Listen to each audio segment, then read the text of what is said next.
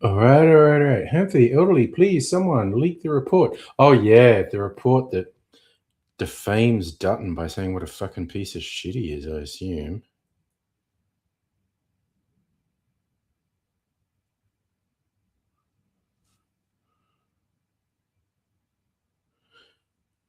You can see there are the camps in the Liberal Party. Hey, you are. How are you?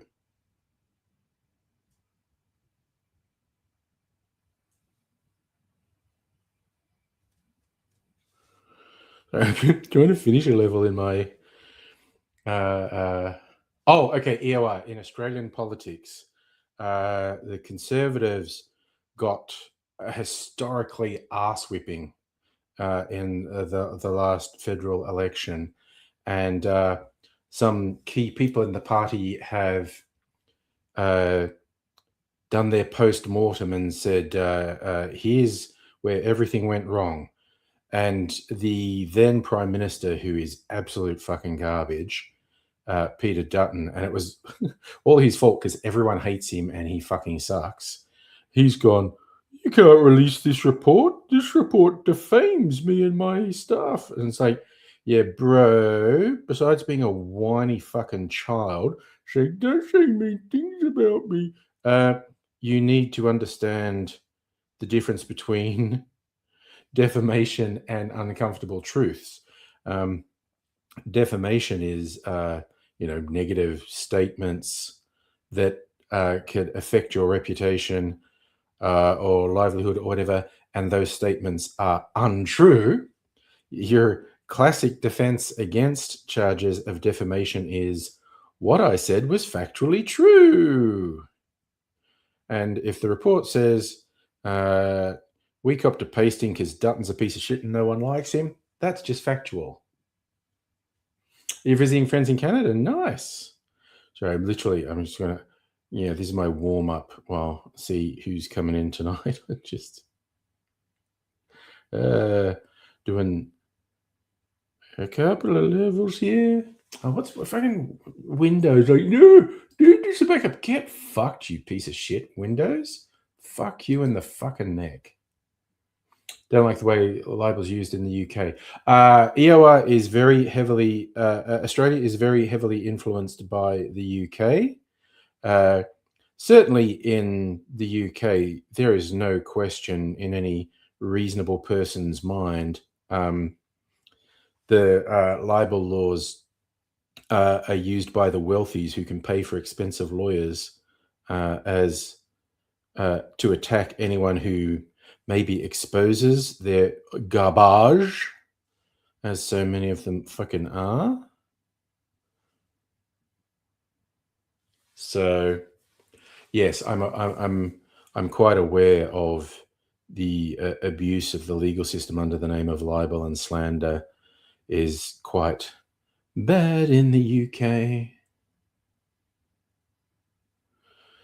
But the US can go too far the other way. Like Elon Musk should have faced legal challenges for calling, if you can all remember back to the underwater cave rescue thingy, when he called the guy who quite easily made him look stupid, because above all, Elon Musk is stupid. Musk calling pedo. Like, you shouldn't just be able to get away with that. Oh, nice, new philosopher. That's a new one. The funniest one I got was Justin Bieber. Kevin Rudd's hairstyle. Okay.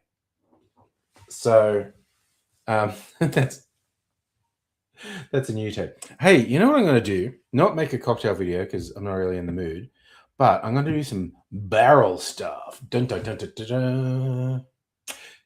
Did another 1940s movie, The Outlaw, a Howard Hughes movie. Howard Hughes, he was fun. He was fucking crazy. Like, I'm not sure exactly what he'd be, and it's, you know, sounds like I'm cheapening it. He had severe mental health problems, is what I'm saying. Okay, gotta make something interesting in the barrel. I'm gonna use up this apple because I was never going to use it for anything. So let's go, baby, let's go. All right, about a litre of this to put in a barrel. Well, I have to decide which barrel I'm going to put it into. To be apple pie old-fashioned. You know, I was talking about using up this high-proof whiskey. There's only a little bit left. I'll put that in. Probably still want to put some more, but if it's a litre, let me see. I'm doing some quick calculations in my head. 7.5 of 600 would be 75. Yeah, you know what? I'll put 90 in to start with. In my very deeply flavored sugar syrup. Maybe it doesn't need as much sugar syrup because the apple stuff's sweet. Now that I think of it. But that's going in. Now, bitters. About 20. Okay, so I'm going to open. I haven't opened this bottle of orange bitters yet. Where's that? Has it got a dotted line on it? It's always handy if they put the friggin' dot. Okay, I've got to come over here, get something sharpish.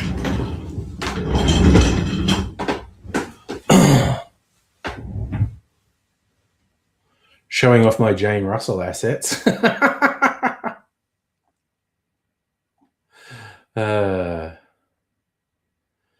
EOR. Look, yeah, was it projection when he did that? It's just he's very childish. Elon Musk is an at best averagely intelligent person, incredibly spoiled and sheltered, and fucking just a piece of shit. So Hughes had major mental health issues. Oh yeah, I swear to God. So a reasonably accurate telling of Hughes's life is the Leonardo DiCaprio film, and my brain, The Aviator. I was going to call him The Architect. It's The Aviator. And there's a bit where he crashes his test plane in the suburbs of Los Angeles. And I thought, surely that didn't actually happen. I would have heard of that. That would be a big... I looked it up. He crashed a test plane in the suburbs of Los Angeles, like hit some houses. Didn't kill anyone or himself. It was wild. Yeah, you haven't seen any of the old Howard Hughes movies? Oh, and you're talking about The Aviator. Yes, Scorsese movie.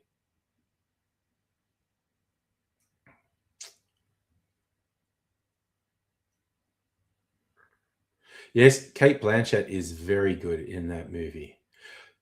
Well, Beverly Hills, that's a suburb of Los Angeles,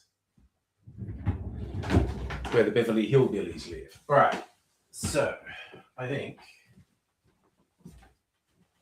we're going to do 10 dashes of orange, 10 dashes of aromatic.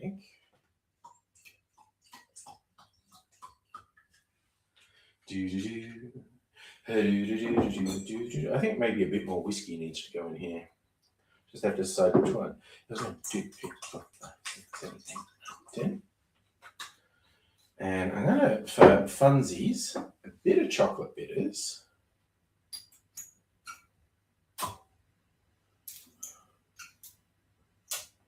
Yeah, not much in here. Okay, that's probably more than I wanted. So it'll be 2 dashes of black walnut, just as an accent. It's very strong. I find that to be a very strong flavor. Okay. Whiskies. Is anything else nearly empty? What's this one? Actually, maybe this one, this rye whiskey.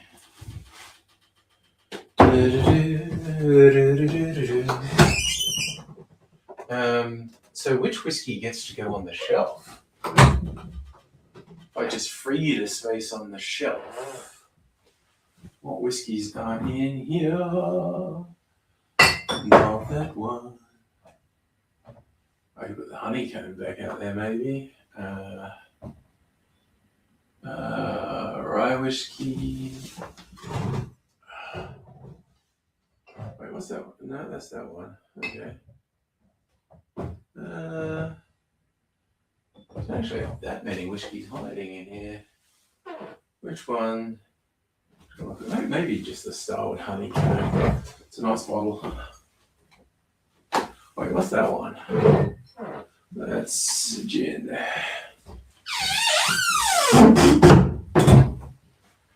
Okay, I just saw something that might be my other choice. So I'm going to start convincing myself. Oh, I'm about to get the 100 proof, so I'm going to start convincing myself. I can pour that. Okay. I think there's even a small amount of this. Another high proof bourbon. Wait, do I have another bourbon if I use this? Dude, it's got all Australian whiskies. Because that's the way, I like it. That, the Journeyman bourbon, and it's a high proof one too. Okay, how much of this can I fit in there?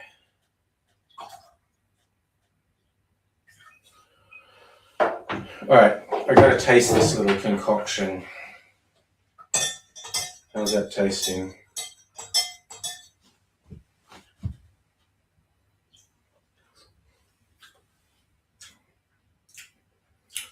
That could survive a bit more sugar syrup. Just 30 mils, I think.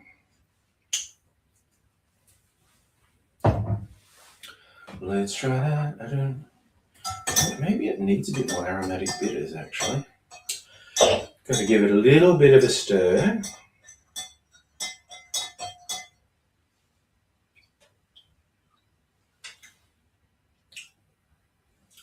That's tasting mighty fine. Oh, now I have to empty a barrel. What have I got? Wait. Okay, that's the one that I aged the gin. I don't want to put that straight in. So maybe I'm going to put a wine in that and empty, what do we got? Sherry and port.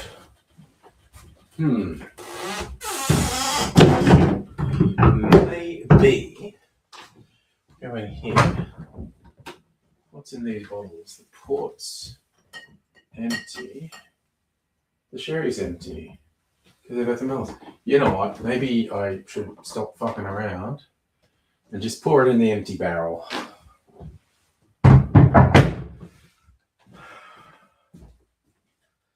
That seems reasonable to me. All right, I'm just going to pour it in the barrel that's empty rather than one of the ones that has wine in them. So I'll just be moving it barrel to barrel. Oh, you know what? We got to be careful. I don't want to spill it. There we go. Go on a treat.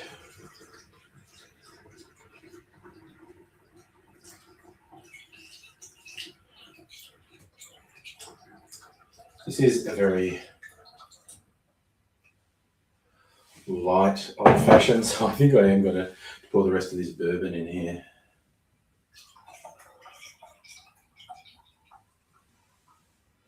Here we fucking go. All right, that's a concoction. I'll keep this right.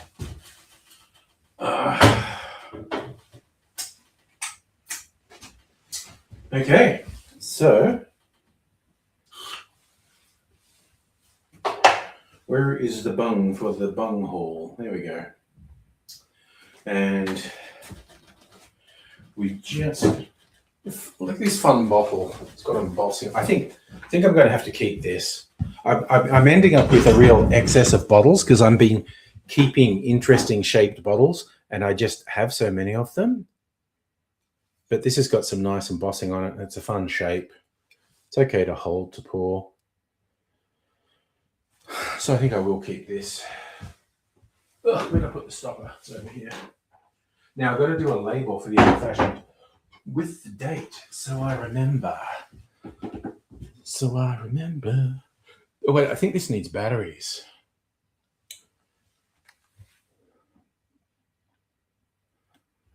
So what are we talking about? Howard Hughes, Spencer Tracy, Humphrey Bogart.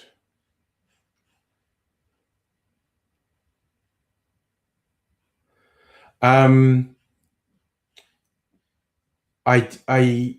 don't think I've ever sat through the whole movie with Tucker, like Jeff Bridges. Yeah.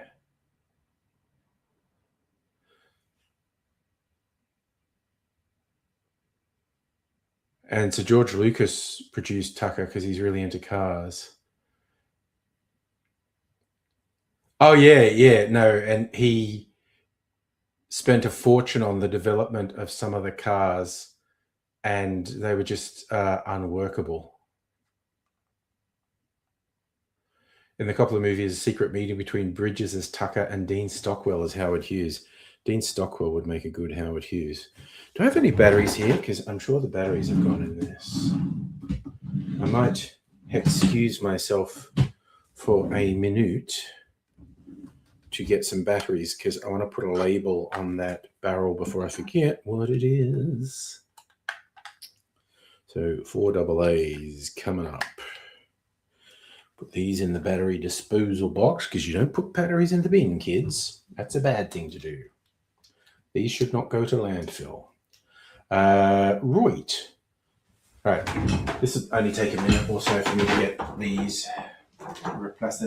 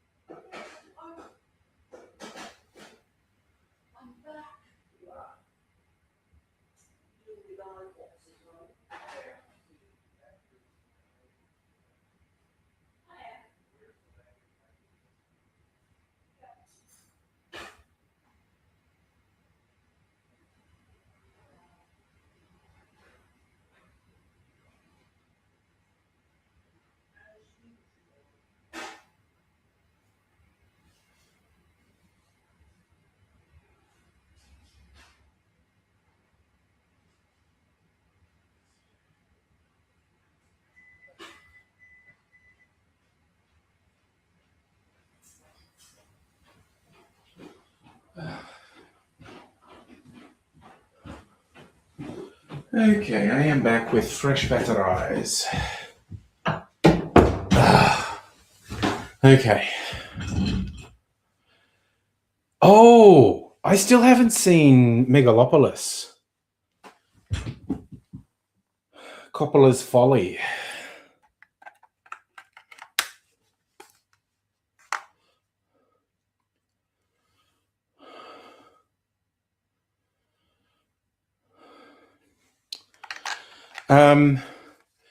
Here you are. I'm assuming when you take the batteries to the right place, there's some sort of safe recycling thing. But yeah, particularly is it the nickel metal hydride ones? The ones that start fires. They can very easily start fires in garbage truck, which is not good. Okay, so this is an old-fashioned. And what's the date today? The 18th. We'll just put a date on that. 18.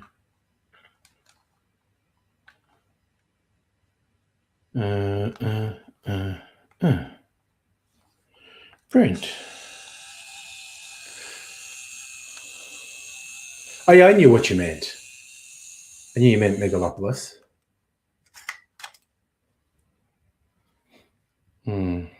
The keyboard layout is like not a QWERTY layout. It's ABCD. I find that weirdly difficult to use. But anyway, I'll put this label on so I don't forget.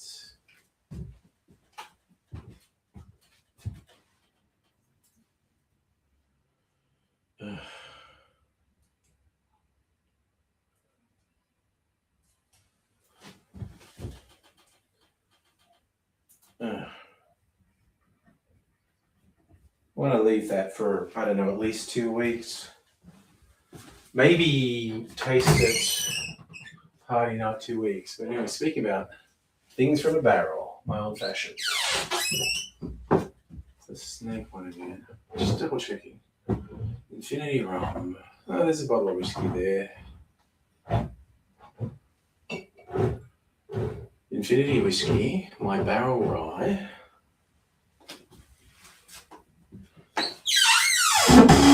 Okay, pour myself an old-fashioned from the bottle. Look, isn't Fritz Lang's Metropolis? I am astounded no one's done a remake of it. I'm not saying it'd be good, but it's just so of the time. Like the woman being, you know, an AI robot girlfriend. And the oppression of the workers in it. And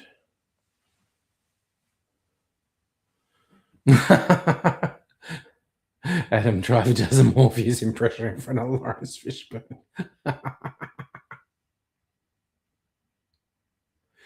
I could be wrong, but I thought the one Giorgio Moroder did the soundtrack for was the Fritz Lang one, and he just did a modern soundtrack for it.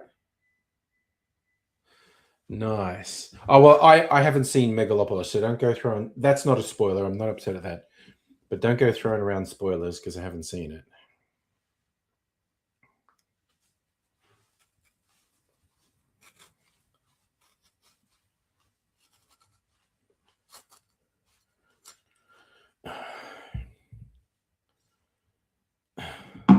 Tell you what, I was surprised how much I enjoyed watching the old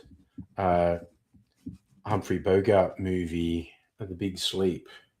It was just so good.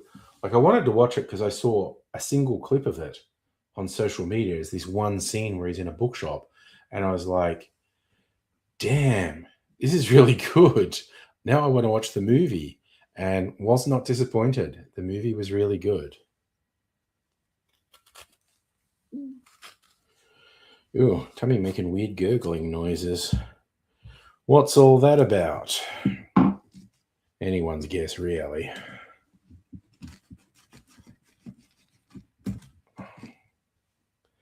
Trim and a bit of pith.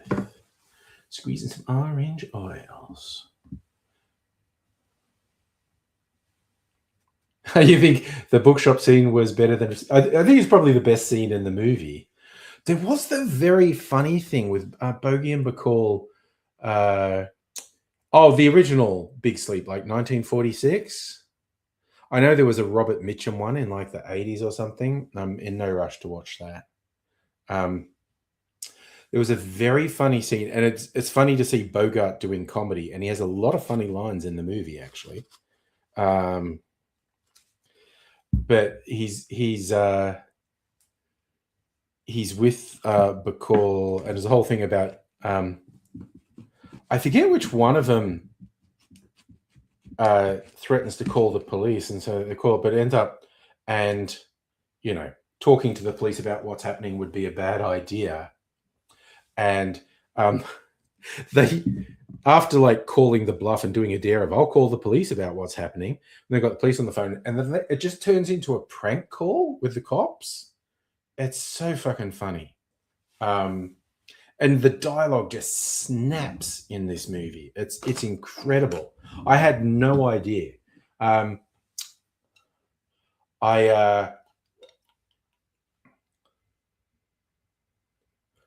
always, with movies like that, I can't help speculating on, and maybe the Mitchum version from the 80s would at least partially. That's what I said. There's Bogey and Bacall.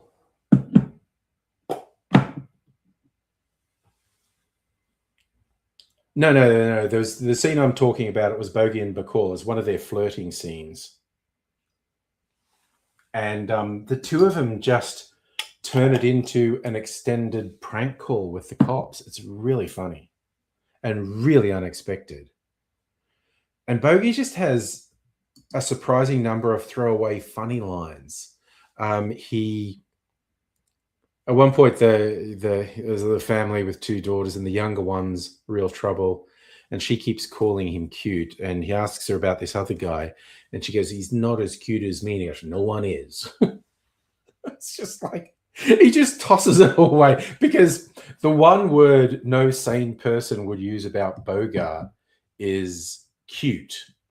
Like if he's your type, you might call him handsome, good looking, hot, whatever, but not cute. And just the way this possibly she might have been on drugs at that time. Girl calls him, says this other guy's not as cute as you, and it's just no one is. Oh yeah, the short. Yeah, the first scene when he comes in. Oh my god, so many good scenes. Just so worth watching that movie. Now I'm probably going to become a Bogart fan. Just go and watch a few more of his movies because I've seen precious few of them, like Maltese Falcons, and it was so long ago that I saw the Maltese Falcon. I probably don't remember any of it. I don't know if any of them are as funny as The Big Sleep. Yeah, she tried to sit on my lap while I was standing up.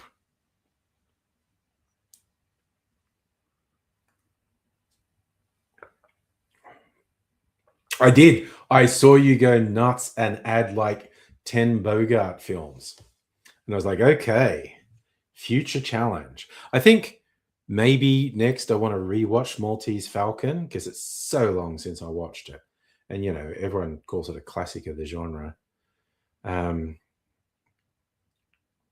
But yeah, I did find myself wondering, you know, how do we make it? Because you couldn't do the dialogue exactly. It works really well in the 46 version. But if you tried to do it that way now, it'd be, oh, just no. Hey, Daniel, how you going over there on Facebook?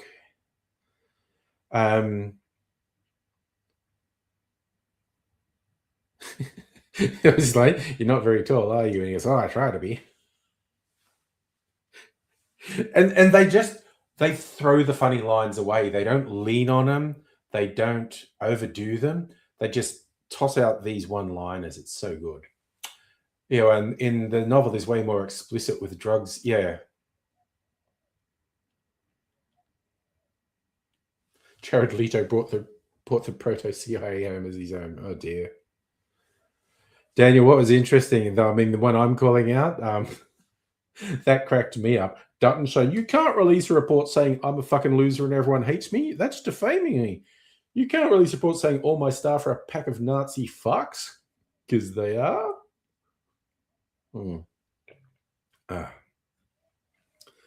Very fair. So if I'm not sure what you're noting from the media today, Daniel.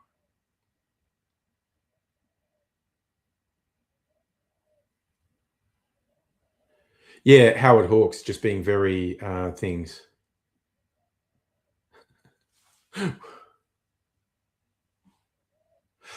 Again, I don't think I've ever sat through all of His Girl Friday. I know the film. I've seen at least some of it. I don't know if I've ever sat down and watched His Girl Friday beginning to end.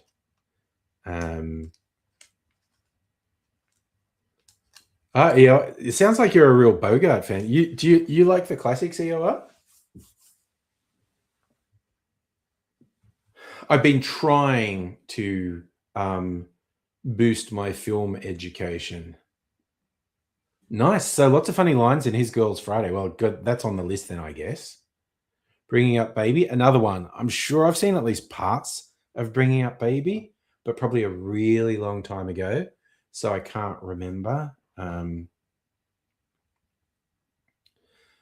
Yeah. So what have I tried to watch? I tried to watch some Fellini. Not tried to. I watched some Fellini. He's a very interesting filmmaker. Watched some of the French New Wave, like Bout de Soufflet and Les Samurais. Very different movies. A lot good in both of them. You may have dodged Bogart. Started Casablanca.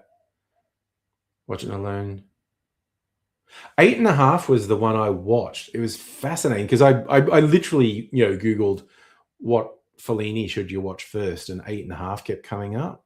So I watched it. It's a trip of a movie. So Dan, you're referring to that, and also Albany's backsliding on hate speech.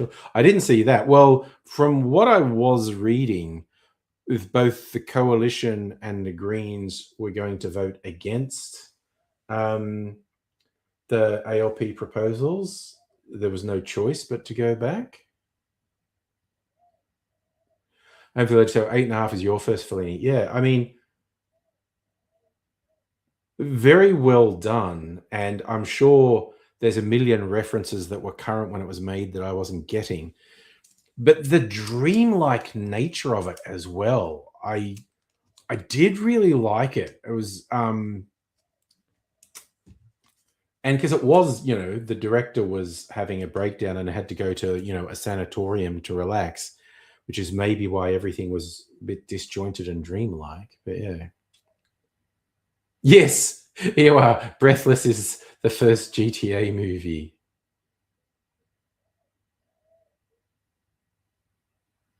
Yeah. And the funniest thing to me with Breathless is it was so super indie.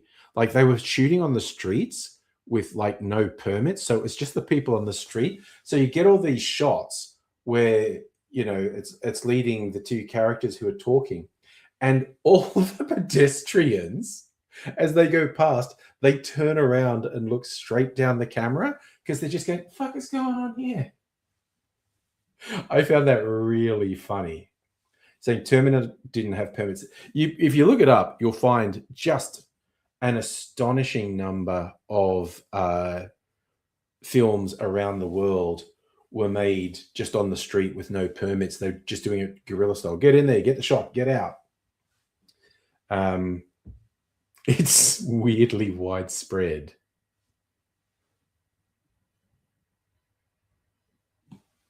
So either cutting like modern TikTok between breaths, forced to take the runtime down. It's the name.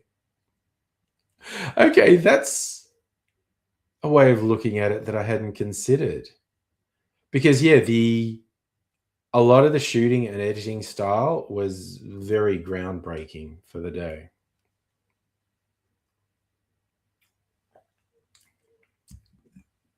And I'd never heard that's why it was called Breathless. I'd never really put a lot of thought into why it was called Breathless.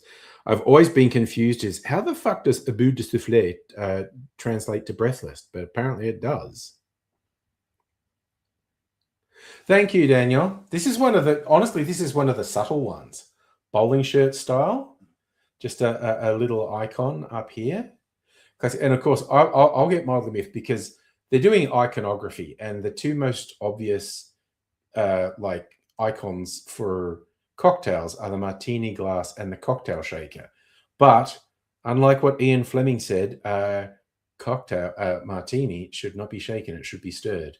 But I forgive the shirt designers because they're just going for recognizable images, and martini glass and cocktail shaker. They're even using a cobbler, which is my least favorite shaker. You're getting all about my complaints here. They've done an image of my least favorite cocktail shaker. Just because it can be difficult to use. Actually, the tins, or the pint glass in the tin, takes a little bit of getting used to, but it's my preferred one now. My first one was this one, the Parisian. Super two-piece. This in profile. Okay, I'm just going to nerd out for a while.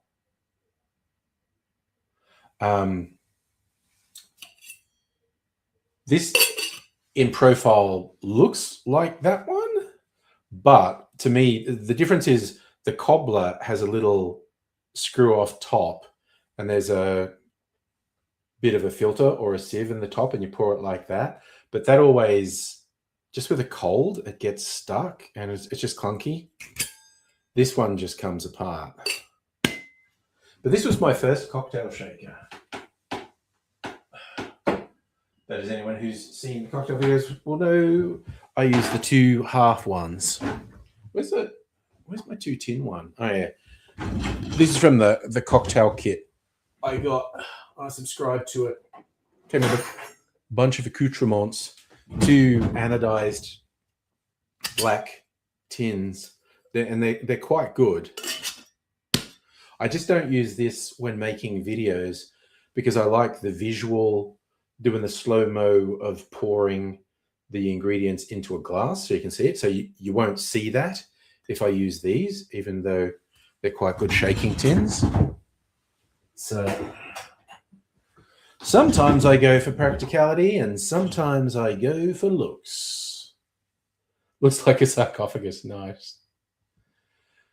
Hopefully, the problem you have with that shaker, Moscow shaker, for the same reason. Little Dutton top filled with sauce. Yes. No, that's the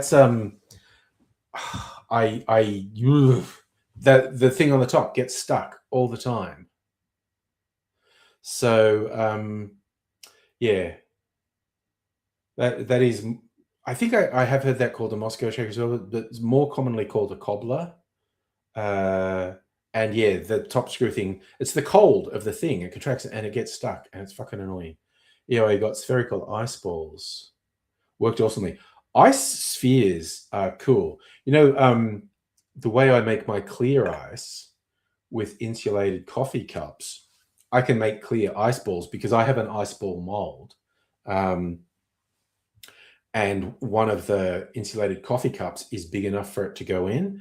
So I did fill up the sphere mold, fill up the coffee cup, and then you got to have the little hole where you pour into the mold. It's got to be facing down. So you turn it over and face it down, sit in there, and you get a perfectly clear ice ball, which is pretty cool. I haven't done that for a while. Maybe I'll make a few of them. Who knows? Hey, Nook, how you go? How are you doing? Don't know why that sentence suddenly got difficult for me to say, but it did.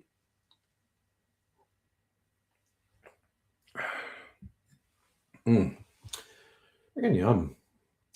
Yeah, that's interesting because that barrel-aged old-fashioned was mostly brandy, had some whiskey in it, and so it's much milder than just a straight whiskey old-fashioned.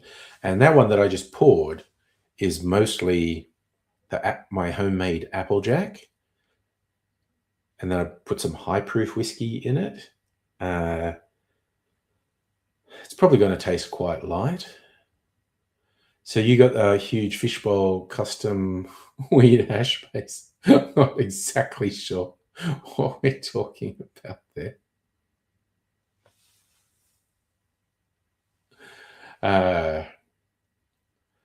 Yeah, you've actually got me slightly puzzled, EOR, but that's all to the good. Nothing wrong with taking the conversation in new and interesting directions. Okay, so you had something that was fishbowl custom weed hookah base 12 years ago. Okay. Well, I'm not a smoker, so I've never had that sort of accoutrement. I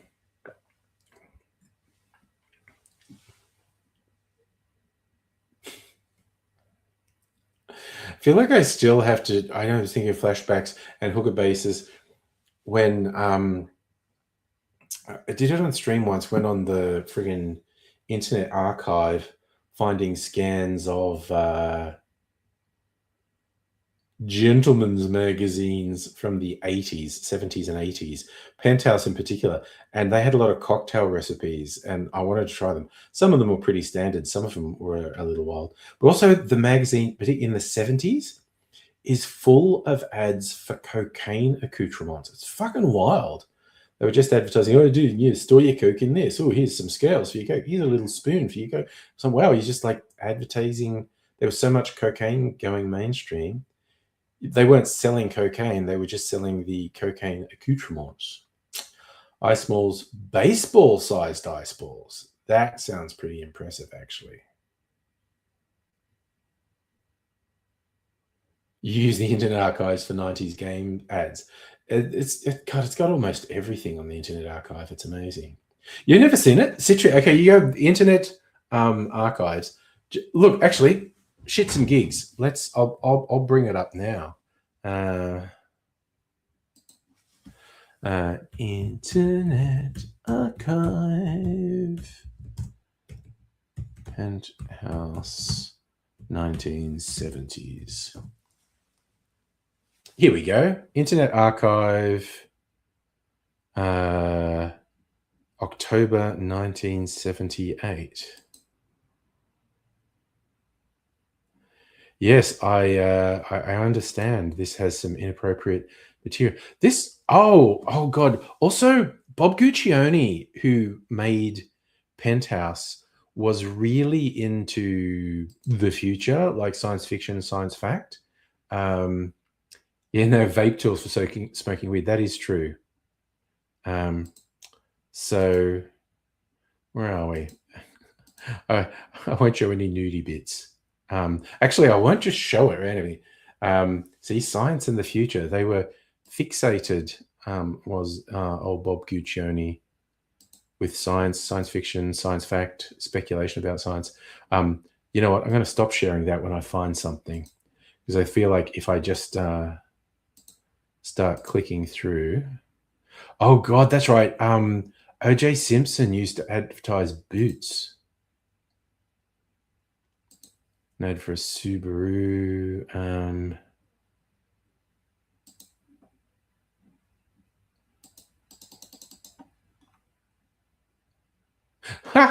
Okay, I'm not going to show you. This won't get me in trouble, but there's a picture of two monks, and one monk is doing a painting and is painting a naked woman, and the second monk says, "That's great. What is it?" It's a good joke. Okay, all right. You wanted the Subaru ad. Okay, let's go, baby. Let's go. Okay. I will show you. This is a Subaru ad from 1978. Hello, Mercury Mage. How are you doing? Loved your mum's Subaru. Nice.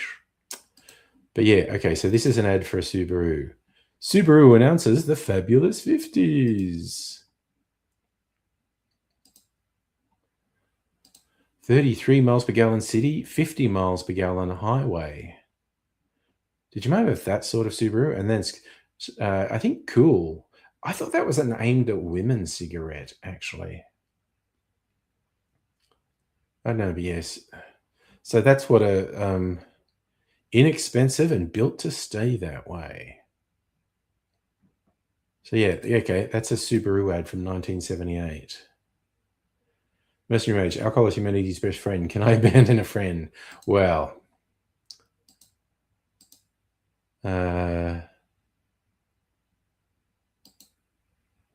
they also had lots of ads for stereo systems and cameras. We know what kind of photography that the Penthouse readers were doing. AAA, ad for Canadian whiskey. Oh, an ad for the movie Midnight Express. Clamato. Lots of cigarette ads. Lots of stereo ads. It's wild. Oh, an ad for men's... okay, look. Okay. No, we've got to look at the ad for men's underwear, actually. Subaru ended up being lesbian coded. Nice. Leaned into it. So, the ad for men's underwear. Body power. Don't be afraid to look sexy. Like, those are some really friggin' small underwear quite there. Ooh, and the English leather men's colognes, etc. That was everywhere in the 70s too, English leather. I don't think I've ever watched Midnight Cowboy. I have watched Midnight Express though. That's a rough watch. Oh, an ad for Jim Beam. So many stereo ads. She's turning me into a liar because I haven't found. Maybe they're all at the back, the cocaine ads. But I'm not sharing this. God, just double checking because it's on like a naked space ladies page.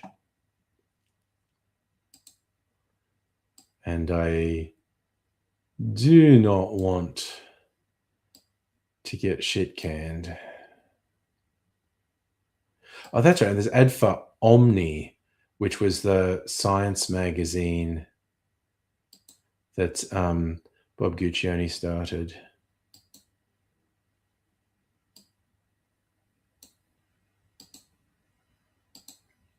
Oh, more naked people. Well, I say naked people, naked woman. Space is a welfare program for the technocrats. Wow.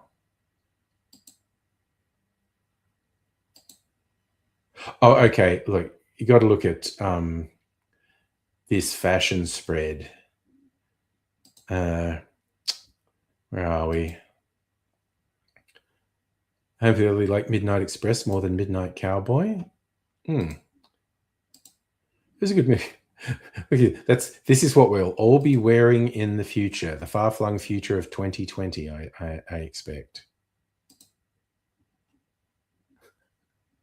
Oh dear.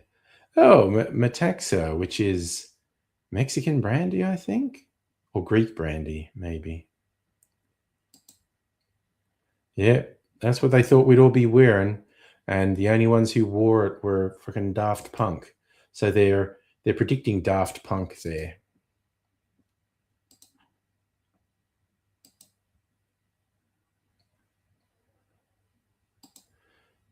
God, as I'm clicking, like they're totally gonna make me a liar and not have any cocaine ads in here.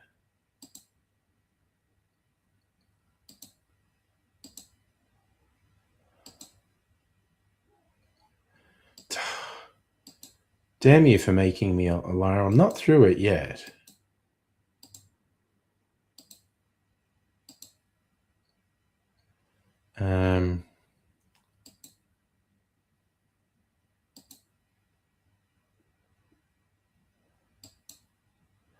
What is going on?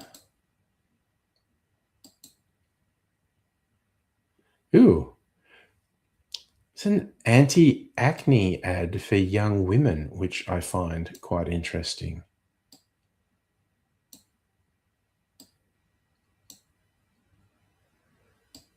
Lots of booze ads, then some condom ads. Oh, yes. The early days of home video. Oh, and a conversation with Leonard Nimoy.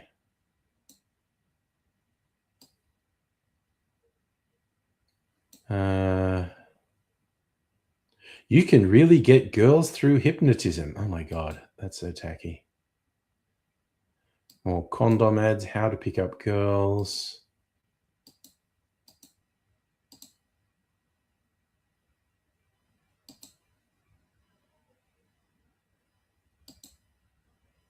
Okay, they're totally making a fucking liar out. We looked at one of them though on a stream, and it was full on, just so many cocaine accoutrement ads. Maybe it needs to be earlier in the 70s. I don't know. Now I feel like silly. You'd watch a conversation with Nemo and a rock. Nice. We're predicting the best boop boops to have been created. Yeah. Daft Punk is Kanye coded. Okay. All those images were Kanye coded. Oh, here we go. A safe for work version of 19. Oh, it's just 2 pages.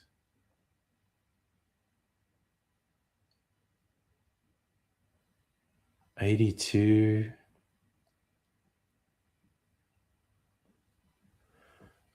Oh, the actual Penthouse magazine has a vintage Penthouse. I actually want the not just the pictures. I want the scans of the pages. Men's magazines, 1970s and beyond, on the Internet Archive. Content may be inappropriate. Really true. It might be.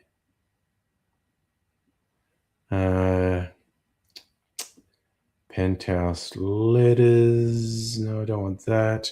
I want 70s scans of Penthouse magazine. Good Lord, there is, unsurprisingly, a lot of porn on the Internet Archive. Is there just a search function at the top of the page? What are we doing? What are we doing, Internet Archive? I'm determined to get cocaine ads. The Penthouse Guide to Cybersex. Good Lord. Here we go. Years more.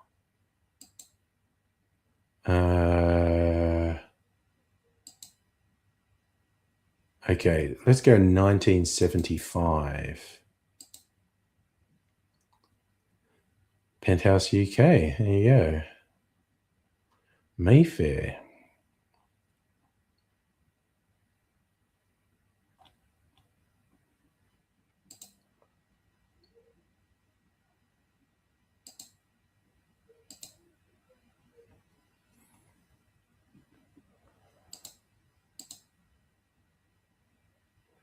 This is,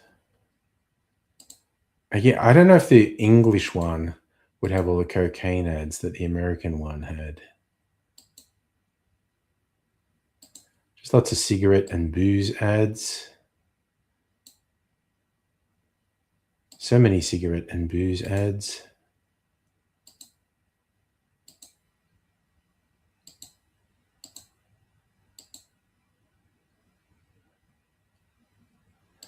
I don't know. See, I should plan this stuff ahead of time. That's what I should do. It is becoming a whole thing, me trying to find cocaine ads from the 70s.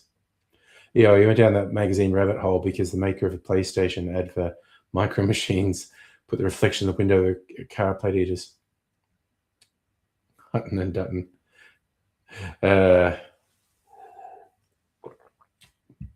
I mentioned earlier in the stream, EOR, former Prime Minister, leader of the opposition party, got an absolute pasting in the last federal election. Historic, record-setting pasting, and the party's internal post-mortem seems to be, it's all because Peter Dutton's a fuckwit.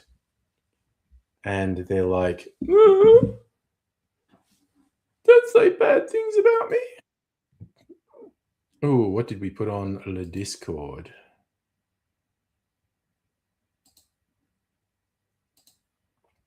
Oh, Kirsten put a nice train set up there for Laura.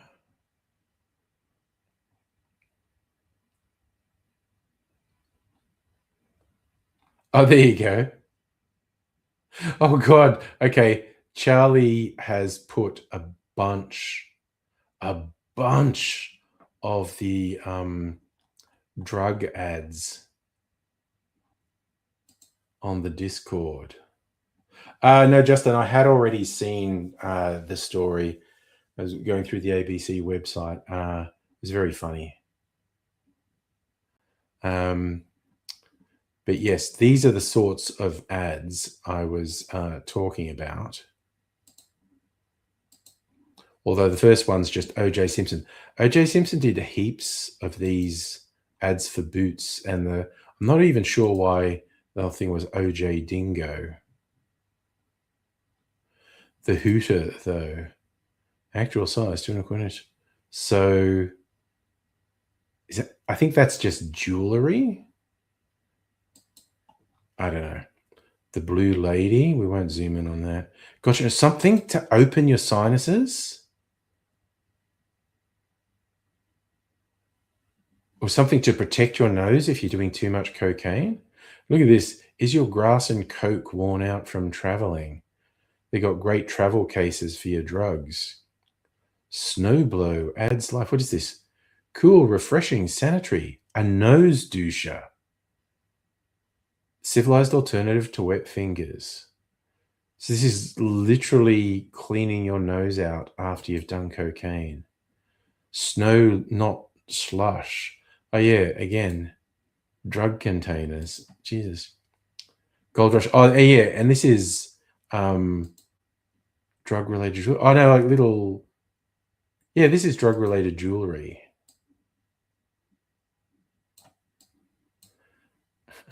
Razor blades, snow shovel. Yeah. Dang. See what I mean?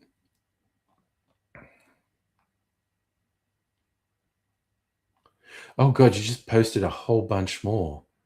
Good lord. Okay. So, Jesus Christ, you got to check them out. There's so many of them on the Discord. So EOR, those are the ads that I was talking about. They all appeared in like Penthouse magazine in the 60s. Crazy stuff. Oh, okay. So Kirsten also posted what is like the hot cocktail book everyone's talking about, the Madrusian Cocktail Companion, every drink worth drinking in the history of modern and classic cocktails, 2,800 drinks. I've seen so many people talking about that on YouTube's. Fuck me. It's just how much people would do. Yeah, I don't know. Are you on my Discord? I'll put the invite link just in case you're not.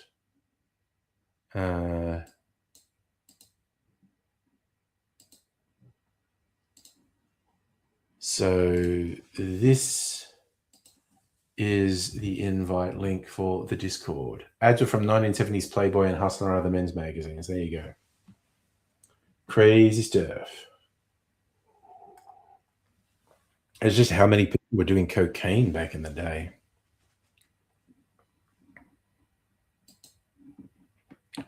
More scales than a fish. Oh, some crazy, crazy stuff. Just the mainstreaming of droogs.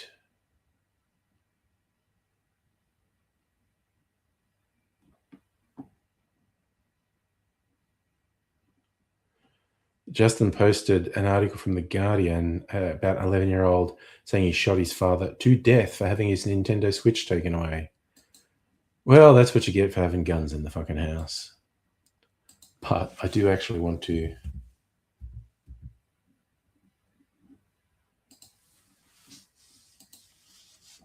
see if I can find that article.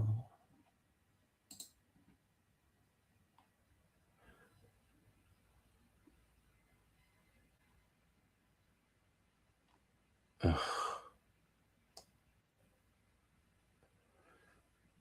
Ooh, someone in Sydney, boy fighting for life after being bitten by a shark. It's always unpleasant.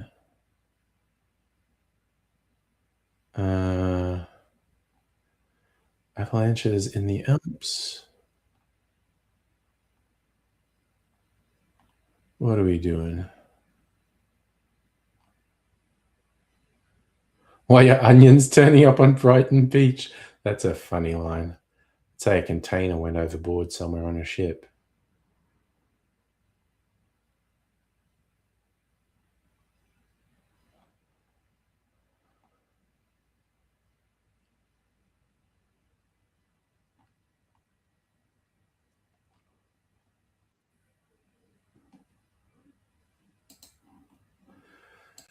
What's going? What? Jeez, the drug ads just don't stop coming. There's so fucking many of them. It's fucking wild.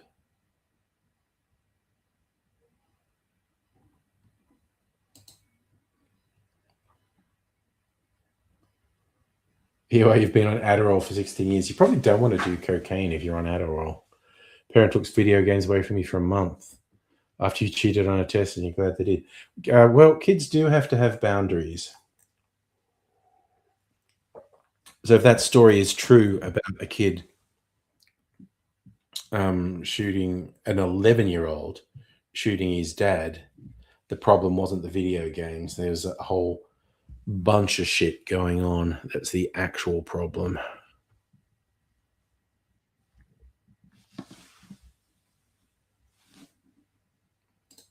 I keep getting the Discord beeps, and every time it's another drug ad Charlie posted, it's just like cocaine, nature's way of saying earn more money. Alexei Sale had a bit of very old routine. When he did stand up in the early 80s, it was really chaotic and anarchic. He had this thing about don't do cocaine, it costs too much. You want the experience of doing cocaine? It's real easy. Just get some sandpaper and rub the inside of your nose raw, then snort a couple lines of Ajax and tear up all your money. Look from the pages of magazines to the sketchy guy in the corner going, want to buy some blow. Has anyone ever tried to sell? There was a period like in the late 90s when I first moved to Melbourne where just heroin dealers were all over Burke Street, just out in the open doing. And I don't think they ever tried to sell to me, but there was this whole stretch where you couldn't walk past without seeing a bunch of junkies and dealers. And I do remember people saying, like, guys, you've got to fucking move them from you've got to get them out of the middle of Melbourne. Someone saying, oh, it'll just move to the suburbs. I go, look, maybe that's okay.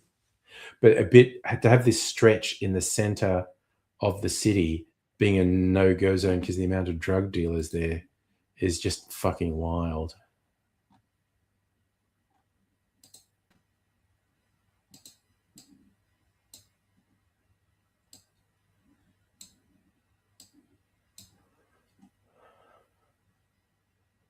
Oh god, okay.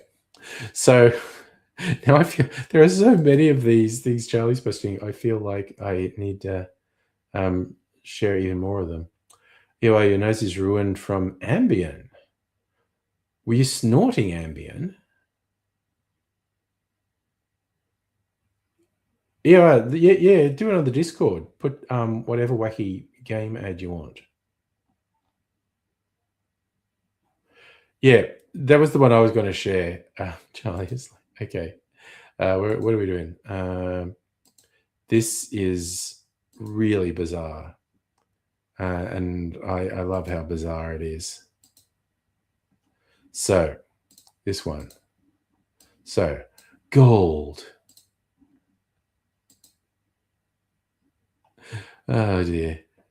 Gold. It represents more than just value. It is value. No one knows how much gold the world has. Gold. It's been cursed and blessed, been deified and abhorred. Bloody blah. Gold, the most precious of all metals. And it's to sell gold cocaine accessories. And yes, the shadow's like a monk.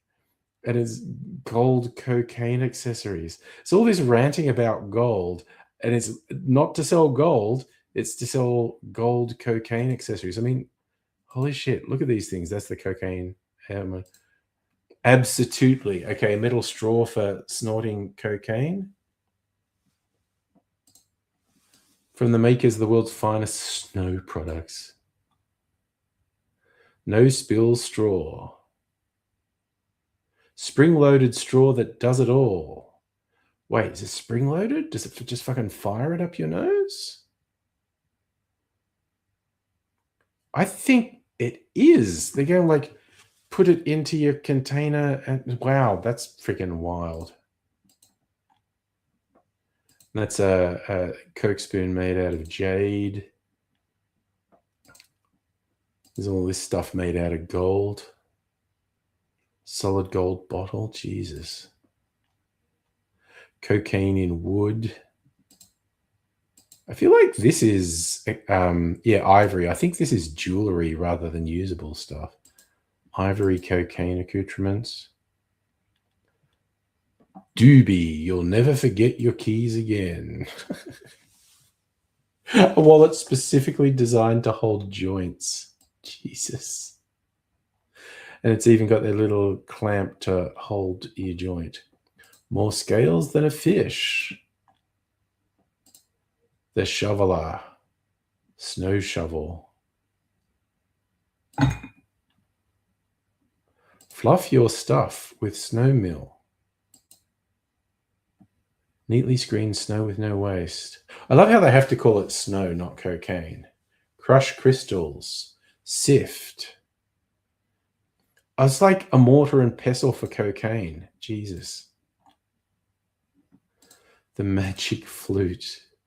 It's all things for snorting cocaine. Gold razor blade. Strainer. Nice, neat, toot, sweet. Wait, is that whole thing got cocaine in it? Oh, they're heating it. Damn, there's some crazy shit going. Do it orally. Gasper. Oral or nasal snow and Jesus Christ, this shit's crazy.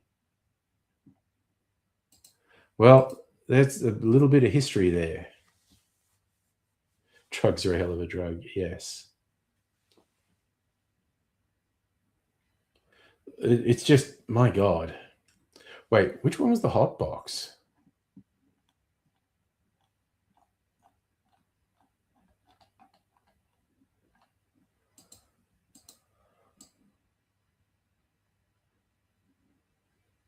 Oof. Just how fucking mainstream it was in the day.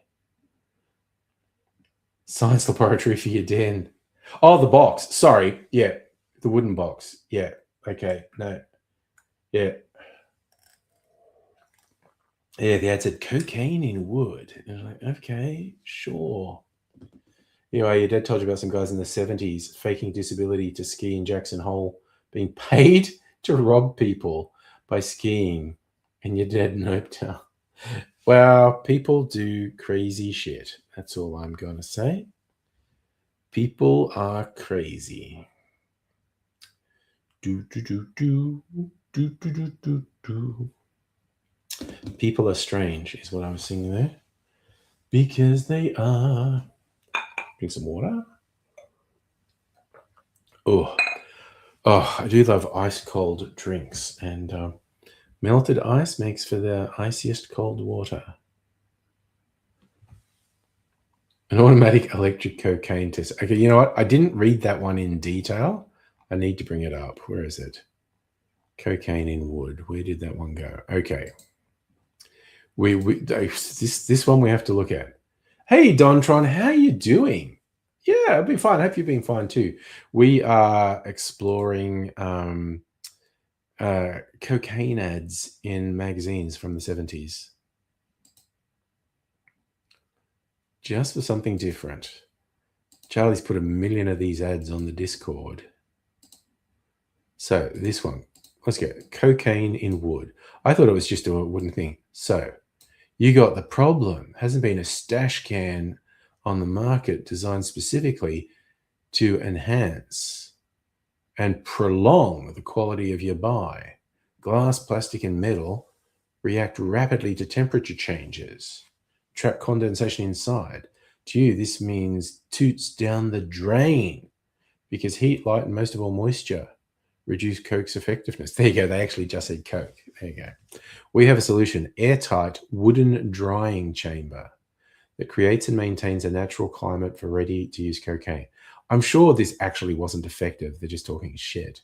Unlike plastic, metal, and glass, wood is able to extract moisture from within the chamber and yet react slowly to temperature changes outside, keeping your Coke powdery dry. This buffering action not only prolongs the life of your Coke, it improves Coke that contained moisture when you bought it home. Extensive research has shown not just any wood will do. They are just talking absolute bullshit. Only solid Honduras mahogany possesses the superior absorptive quality required. Beyond its practical application, top-grade mahogany chamber is a thing of beauty. Each is individually handcrafted and then hand-polished with natural oils to give you a rich-looking, luxurious keepsake. In addition, it is small enough to be discreetly carried in your personal pocket. Now you can travel anywhere and have ready-to-use cocaine. That one just straight up says cocaine. There you go. Order now and prevent further loss of your precious purchases. We do not advocate the use of cocaine, only its care. Kit includes chamber, pewter spoon and carrying case, money back guarantee. Like, they are talking absolute bullshit. Yeah, Dontron, I've not been a coke guy either, but I was just looking at the ads because they were funny. Yeah, I remember a volunteer place got a mirror tap table with engravings, logo nearby university with secret compartments. No idea what happened with that.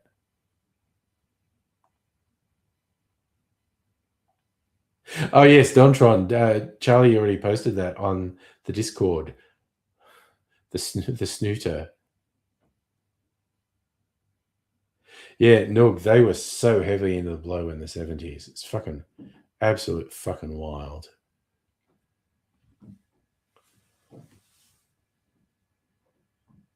Oh god, I think I got possums being noisy little fuckers all around me at the moment. Okay, I think they're in the walls. That's really unsettling.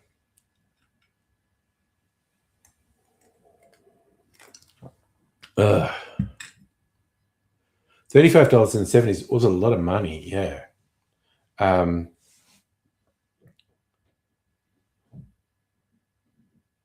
I'm extremely unsettled at the noises that are happening right there. I'm going with it's a possum, not someone trying to break in and kill me.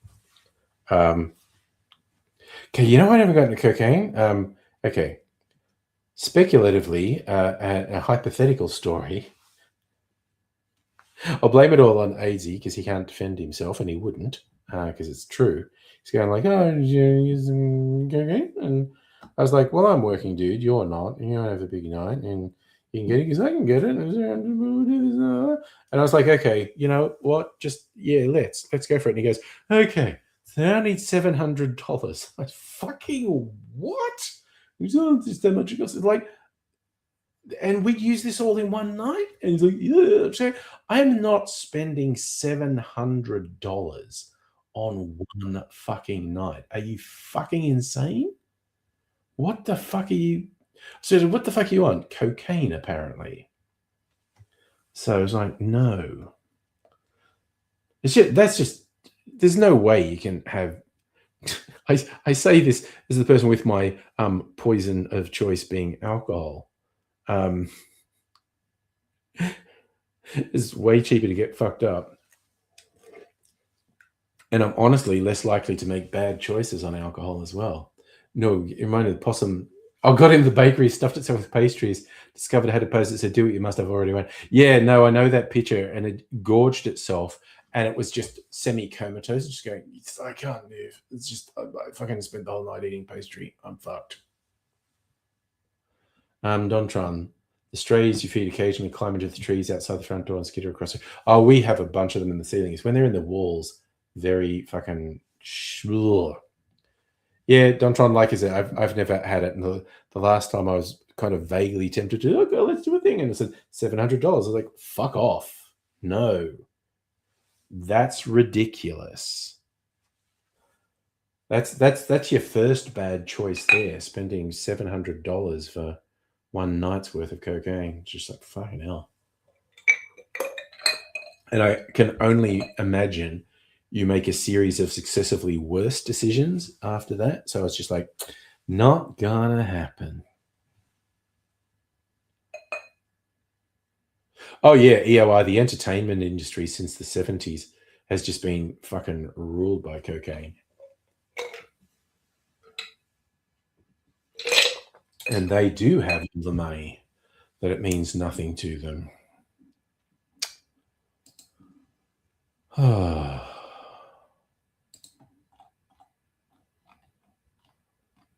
What are we doing here on the Discord? Oh my God, just more and more stuff.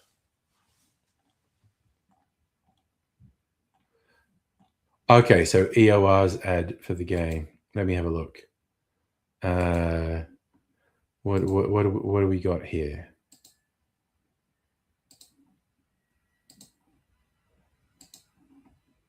So this is the ad. Let's see go. For lefties, righties, no speakers, shark attack survivors, folks with poison oak, avid porn fans, pissed off New York taxi cab drivers, certain mid-80s hard rock drummer. Oh, the drummer from Def Leppard's only got one arm. That clumsy kid in shop class. Oh, God. People who gave their item for something. Sabrina Whitehead, who wrote down absolutely everything Mrs. Nickelmaker said in History 101. Ultimate controller for RPGs and other PlayStation games. A one-handed PlayStation controller. Hence the internet porn joke in there. What's this one? For less than the price of 2 grams, you may never buy. Oh, God, another hot box. Jesus Christ. Okay, $180 back in the 70s. So it's actually, you plug it in and it's heated?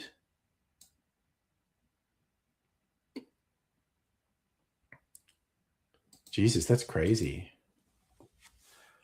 That's like $1,000 now. What's this one? More PlayStation accessories. Res and the trans vibrator. Okay. Woof. Thanks, PlayStation aficionados.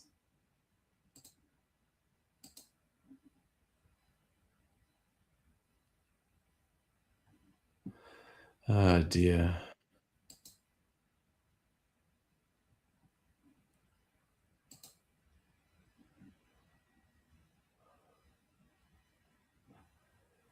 Crazy, crazy stuff.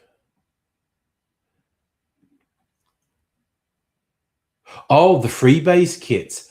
They were so dangerous. Your dad explained how they worked. Stack on top, 3 trays. Yeah, freebasing was a way of smoking cocaine, and it was incredibly dangerous because they had the chemicals in it that were getting heated up, and it could really easily fucking explode. Sorry. Why did you suddenly get sad about Phil Hartman?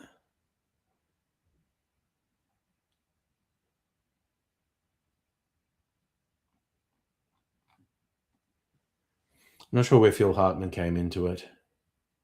I still remember a really weird thing because it was very sad. Phil Hartman's wife had mental health problems and she shot him to death. And I don't think it's because she hated him. I think she was having an episode. Yeah, Dontron, Richard Pryor on fire. He was freebasing and it blew up. Oh, okay. So one of the PS1 games up there, Blasto, was voiced by Phil Hartman. There you go. Yeah, but okay, so Phil Hartman was killed by his wife. And I remember like a headline, for a news thing at the time, like everyone in Hollywood thought Phil Hartman and his wife had a great relationship. But there was a darker side. The darker side was probably her shooting him 6 times. It was just like, it was such a shit attempt at clickbait. Like, you can't surprise us that something was wrong because, she shot him to death. We're saying she's on coke and taking antidepressants. Something is very bad.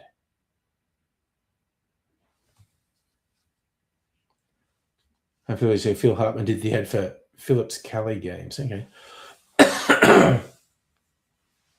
Whole bunch of celebs did video games. I think there's a very young actually the list is quite long as who did video game ads, actually. Dontron, I don't remember how she died, but she did off herself straight after she killed him. Yes. That's it. Jack Black did Pitfall. Paul Rudd did some video game ads when he was young. I remember Rick Mayall did a whole bunch of Nintendo ads in the 80s or early 90s. Bryan Cranston did one for Atari. Yeah, there you go. Struggling actors will do just about anything. And just because you know them from their success doesn't mean they were above doing ads in their early days. Okay, I might be getting sick. Mrs. Angry's lad is quite sick, like with a cold or flu. Cold. And I'm getting a little bits of congestion that make me think, I might be coming down with it. CDIs didn't have that. Definitely seen. Yeah, Paul Rudd, Jack Black. Yeah, it was Walter White guy. Yeah, it was. It was before they were famous. Yeah, are you heading out? Thank you for dropping in. I'm going to have some ginger ale. That feels like a sick person drink. Oh, you're saying that to me? Resting here. Yeah, I was going to go into the office tomorrow, and I was supposed to see a surgeon about my finger, which still isn't bending, which I think he's going to be perturbed about. I apply like maximum force there, and it just won't bend more than this. I hold that for like 30 seconds. Shaq Fu was famous for being terrible. Well, of course, the one that had the most hype about how bad it was the E.T. game for one of the cartridge systems. They were like, it failed so badly, thousands of the cartridges got bulldozed into landfill. Because the E.T. movie was such a huge success, they tried to rush out a cash-in game, and it was just terrible. Yeah, or is your Shaq Fu video lost media? I mean, maybe. At least it's not my index finger. At least it's my left hand, not my right hand. I'm right-handed.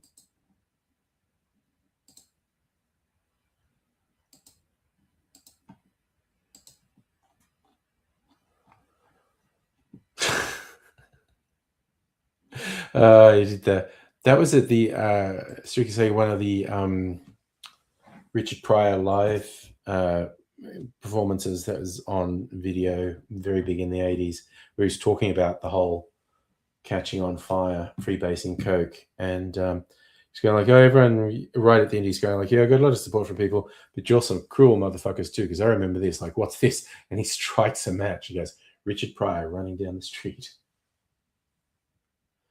Yeah, your mum and aunt have lost finger movement like that. Oh, damn.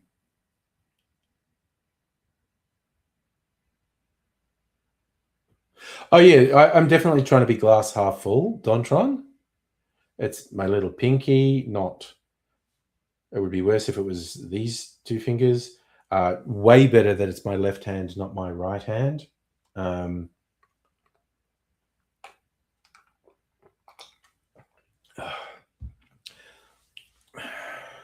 But I have ultimately paid a couple $1,000s to have surgery on it, and it's still fucked up, so I'm a bit annoyed. At least it's not my face. Well, honestly, when it happened, yeah, then don't hurt the moneymaker. When it happened, I like slipped in the rain and just, I actually face planted really fucking hard. Like, it was shocking. And I smashed my person. It scratched the glasses I was wearing, and it sort of bashed my lips into my teeth. I could taste blood in my mouth, and I was worried my teeth were smashed.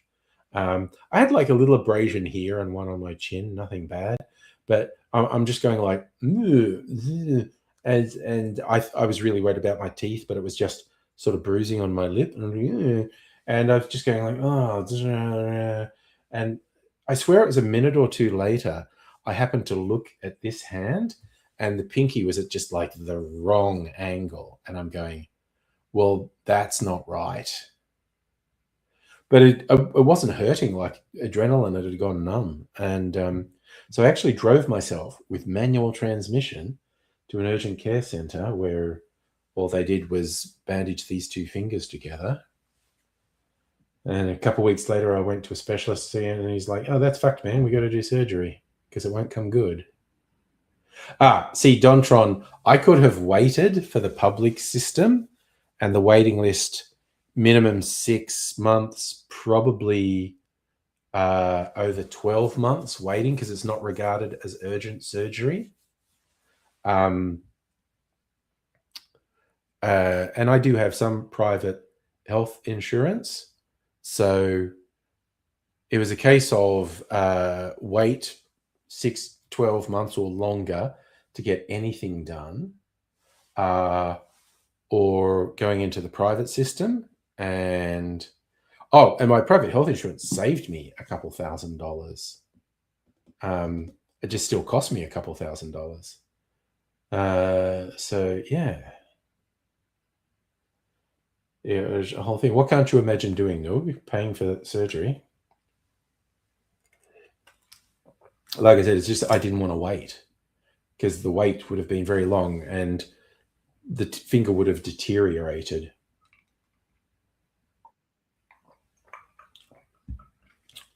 Like, it wasn't just dislocated. It was like, well, according to the surgeon, the tendons were all fucked up and they had to rearrange them. Dontron heard of similar wait times? Yeah. Yeah, I mean, I actually looked it up, that it was like, oh God. Yeah, Streaky Sega posting the misogynist ads from the 70s. Because by jings, they were not shy about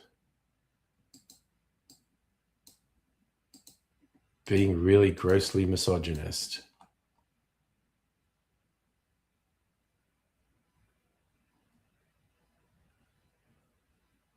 Oh God, yes. So I don't even want to share these ones. They're so awful, but they are on the Discord. I couldn't comfortably drive manual for about the initial thing. I was driving manual almost straight away, but after the surgery, that was a hell of a thing.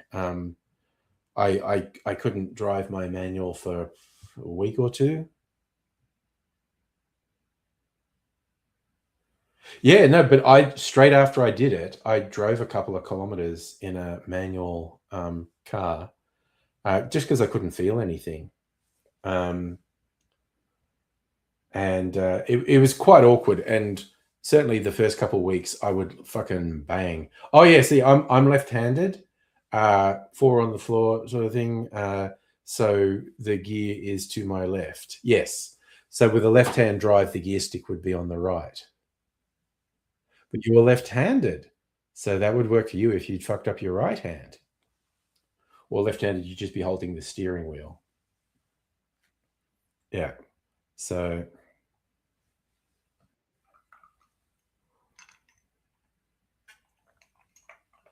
it was kind of weird how with the actual God.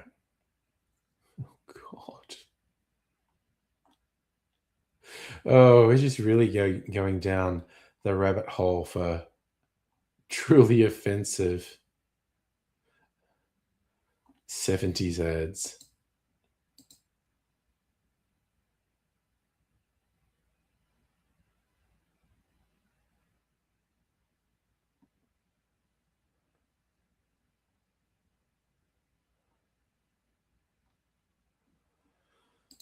Oh my God.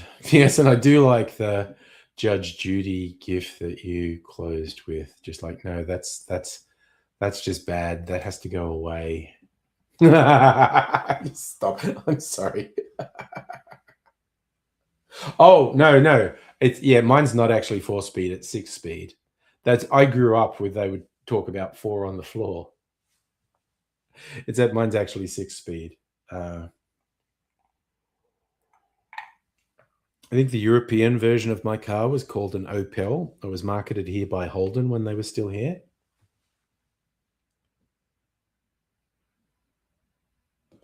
Yeah, I drove with a trailer for the first time today. Went with Anderson's. I can drive with a trailer. I can't fucking reverse with a trailer. That's a skill. I have driven with a trailer, and this was a few years ago, and I remember trying to reverse with it, and she's like, "Oh no, I don't know how to do this. Fuck." Justin, because of your cerebral palsy, it's annoying when the blinkers are not on the right. Yeah, there is variation between makers because you get the windscreen wiper control and the blinkers, and it depends on the maker which side they're on.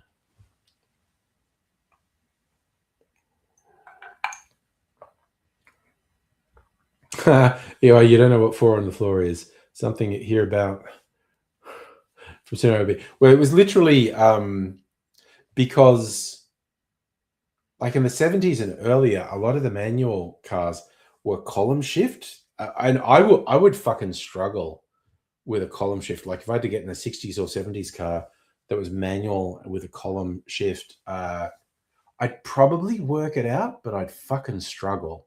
And then it became groovier to have the gear stick on the floor. And in smaller cars, particularly, 4 gears were common. And I just remember that as a marketing term. 4 on the floor was a 4-speed manual transmission with the gear stick on the floor, not on the column. Okay, one of the worst bits of design I ever saw, and I'm sure someone thought it was clever.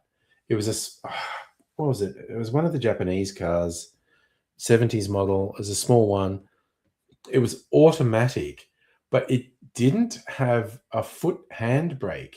The parking brake was a foot pedal to the left, and so they had, accelerator, brake, and where a manual car would have a clutch, it was the handbrake, it was the parking brake.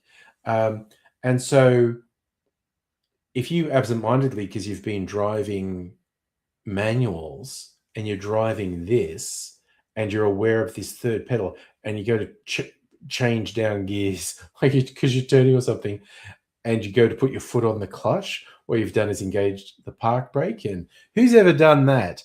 Taking a corner at speed and pulling the handbrake so you go into a power slide. Oh, that was so badly designed. Hello, Madam Butterfly. How are you? Oh yeah, no. Column shifts should only be automatics. It's fucking terrible with a manual. Justin, your car with the Reggie got asked, would you like plates for $44 or plates for 200? Oh, some people pay thousands for customized plates. There's a car you think vaguely heard from video games, not sure a second about. 3-wheel all-terrain vehicles. Oh yeah. And there are a range of those recreational all-terrain vehicles that are just death traps. Semi-regularly you get stories of people being killed or paralyzed. Opel, sorry, I thought Opel was a European car. Like my car was a rebadged Opel, I'm pretty sure. And there was another name. Oh, what were they? In England, they were marketed under another name, I think. I can't quite remember. But yeah, Holden was rebadging Opels at one point. Justin, that wasn't even custom plates. I assume there was something different about them. But yeah, people pay thousands for custom plates now. When they first came out, personalized plates, they weren't that much more expensive, and you paid once and you owned those plates then. And in the intervening years, the motor registry officers worked out this was actually a money spinner, and they were like, oh fuck, we've been way too easy on them. And so they started charging fucking thousands for them, and that was just for 1 year, and you lost the plate if you didn't pay the thousands of dollars the next year. Astra. No, the Astra was one of the Opel rebadges. And yeah, some of the Commodores were also rebadged Opels, I think.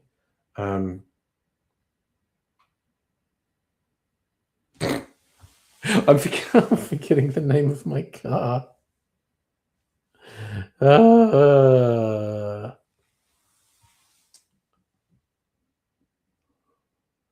what are we doing here?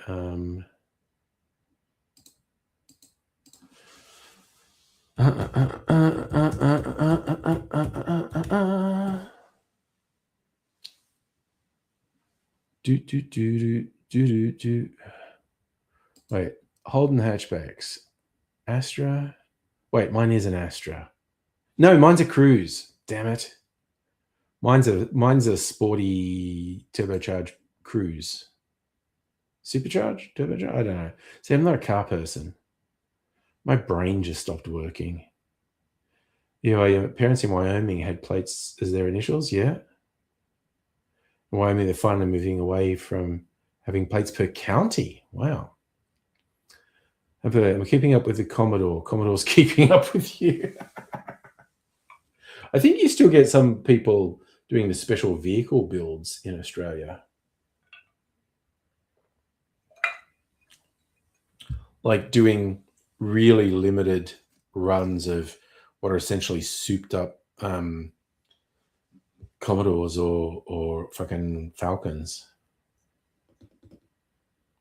Easy way to remember, turbos have lag and superchargers don't. Okay. I think mine's supercharged. It's not turbo. My car is not turbo. I'm not a car person. It's just like I bought this car 10 years ago. I tend to keep cars for at least 10 years. I was doing a test drive and I was just replacing, had a Hyundai hatchback. I just like hatchbacks for their versatility. My Hyundai hatchback had served me well for 10 years.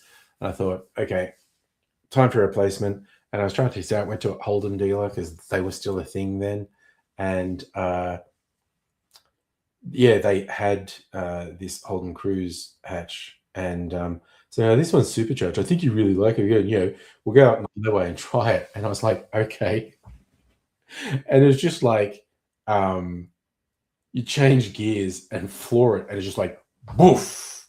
And I was like, what the fuck? Because I'd just been driving a bog standard 4-cylinder Hyundai, and it was fine. And this one, which is only 4-cylinder, but it's supercharged, it just changed gears and woof, and it fucking goes. So, God, I need a car with, if I ever trade this one in, I need a car with the same amount of pickup. Nog, you're another hatchback guy? Nice. Yeah, people working on Gran Turismo games, mind towards preserving these things. They were not long for this world. Doing farm work with high school kids. Some are Gran Turismo 1 and Gran Turismo 2. I was never that into racing games. I don't mind racing games, but I never got deeply into them.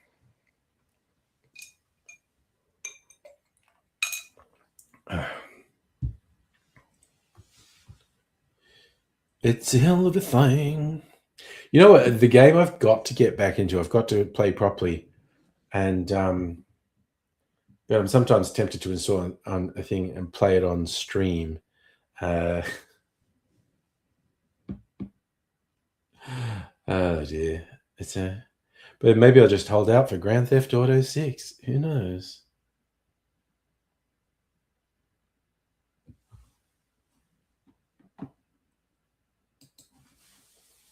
I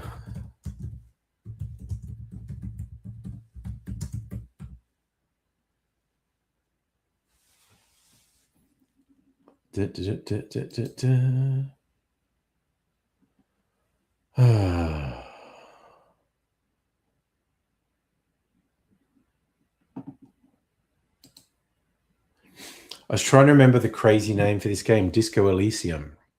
I started it once and it's like, oh, this is very interesting and different. And then I got distracted and I hardly gamed at all in the last couple of years. Most of the time if I'm gaming, I just mess around in Red Dead Redemption 2. But I feel like, I really need to do Disco Elysium because it's wild. Kojima got through with Metal Gear Solid, walked 2 miles to the local rental store, take it back, watch someone play it. Saw Sniper Wolf before Full Metal Jacket. I wish. Oh yeah, Justin, and the whole idea of having to upgrade your computer with the way the fucking AI companies are fucking the global market for RAM and processors. It's just god damn it. Madam Butterfly, don't need Grand Theft Auto. You go outside and watch it in members. Yeah, you've watched a friend play Disco Elysium. Yeah, I've got it on my desktop PC, and I started it, and I was like, yeah, this is quite interesting and different. And the way it's really character driven, I thought it could maybe work on live streams. But I've never done it. What are we watching today? Oh, the new Star Trek Starfleet Academy. It's actually pretty good. It's really funny. The right-wingers are already upset that there are overweight characters in Starfleet Academy. Like, oh, fucking woke! This is beyond parody. And it's just like,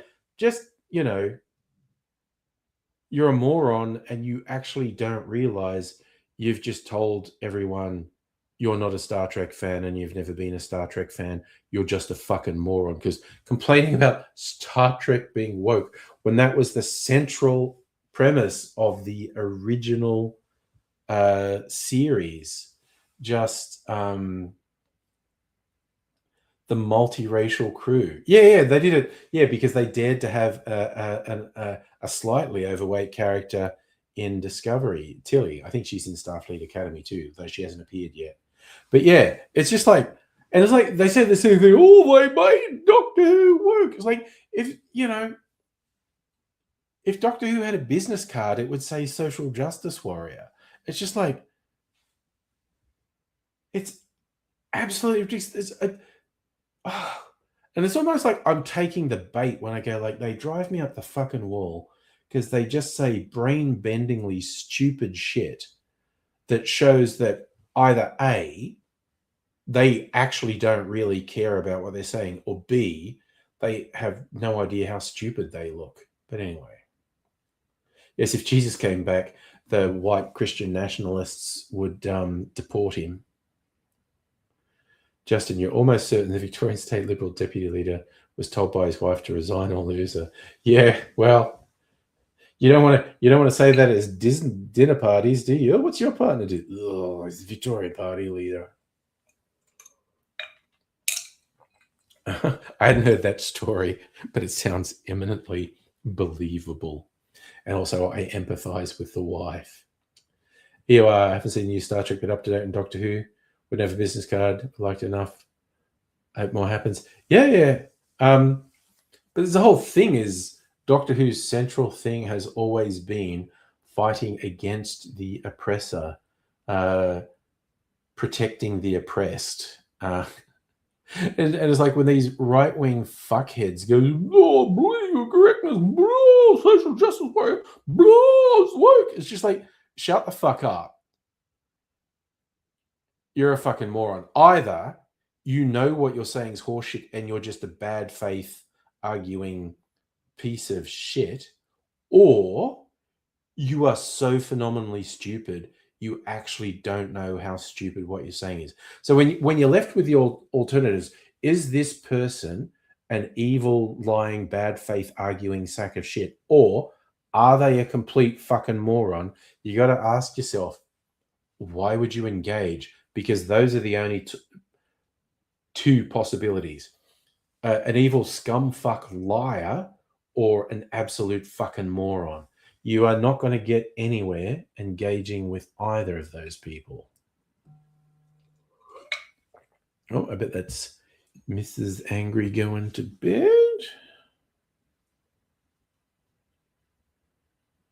Oh, no. Mrs. Angry is also worrying about... She's worried, does she have a sore throat?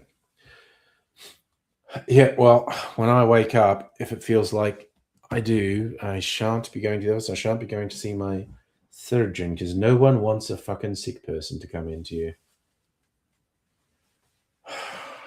I mean, other workplaces I've been in were really fucking stupid and would have pressured you to come to work no matter what, which is why just everyone used to get so much sicker because sick people would come into work.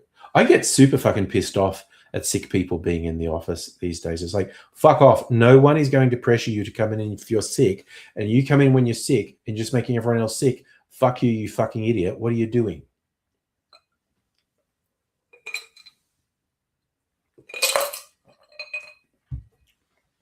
And admittedly, some people get pressured by their boss, and their boss is a piece of shit. Anyway, you like the first season of Velma? Looked at it after all the hate and yikes. Yeah, it just wasn't my sort of thing. I might have seen a bit of Velma, the animated series, but not much. I always work for people you love, and they love you. Great, you need a new job. But my current workplace, and I've been there 6 years now, and it's changed a lot in the last 3 years, but it's really good and really suits me. And ideally, I won't have to move until I fucking retire in, I don't know, 10 years. Don't know how the economy is going, if I'll retire in 5 years or 10 years. We will see. Madam Butterfly came to work with a stomach virus years ago. Oh, pre-COVID days, I would go into work sick all the time because I was a contractor for 25 years, and you don't get paid if you don't go into work. The plus side of that is people never asking for a doctor's certificate when I didn't go in, because they knew they weren't paying me, and it's kind of like, well, if you're giving up a day's pay, you must be sick.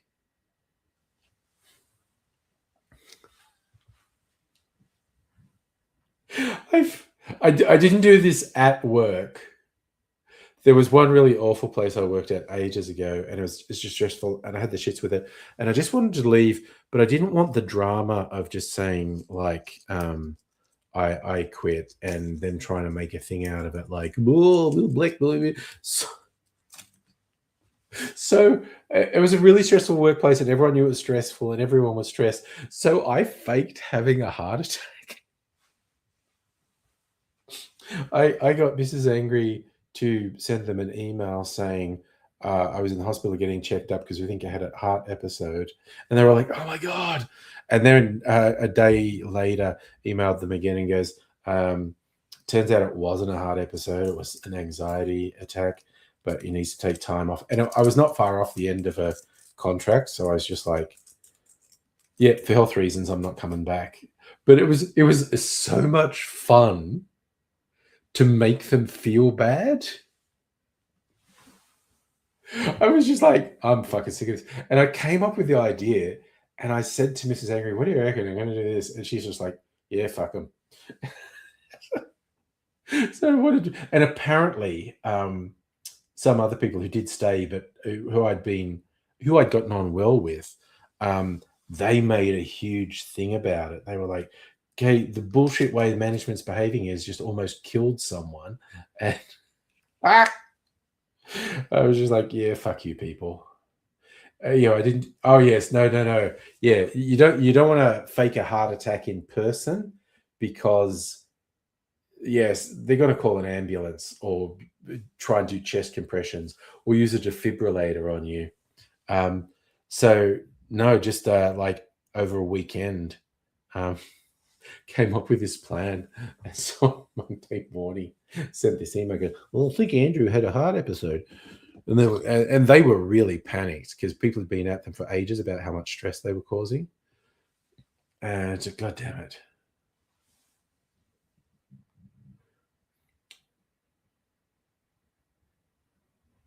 Did my work not have CPR training? I mean, maybe they did, maybe they didn't, but I don't want anyone doing anything on me. So I just said, like, it happened overnight when I wasn't at work, so I didn't have to worry about them. I did take quite a bit of malicious glee in the thought that I put people on the spot for creating a hostile and stressful workplace, because they were fucking terrible and I fucking hated them.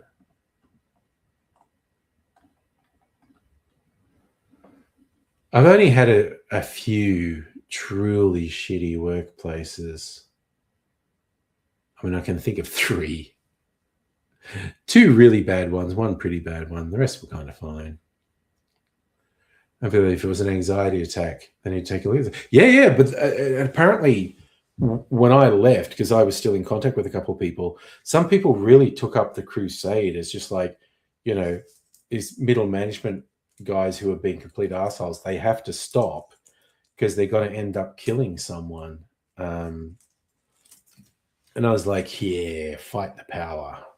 I'm going to do this. I can't remember. I'm going to do the claw with this. It's as far as it can go.